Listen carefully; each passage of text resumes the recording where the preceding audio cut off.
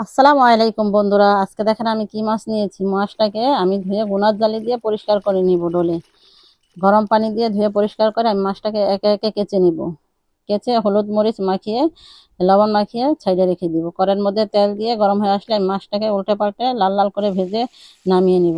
আর এটাকে শরীয়তপুরে বলে টাকি মাছ, কোন অঞ্চলে কি মাছ বলে অবশ্যই কমেন্ট করে জানাবেন। আমি মাছটাকে ভেজে নামিয়ে নিব। এই যে একই তেলের মধ্যে আমি পেঁয়াজ কাঁচামরিচ লবণ দিয়ে এটাকে মজিয়ে নিব, বেশি ভাজবো না। এর মধ্যে আমি পেঁয়াজ বাটা আদা রসুন বাটা দিয়েও কষাবো। এর মধ্যে আমি টমেটো দিয়ে দিব।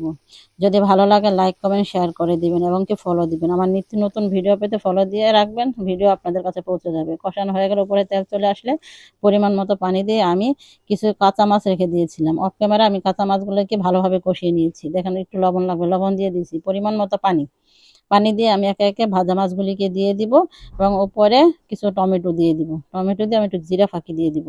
কিছুক্ষণ ঢাকনা দিয়ে ঢেকে আমি নামানোর আগে ধনিয়া পাতা দিয়ে দিব স্মেলের জন্য। যদি ভালো লাগে সাবস্ক্রাইব করে দিবেন, বন্ধুদের মাঝে শেয়ার করে দিবেন।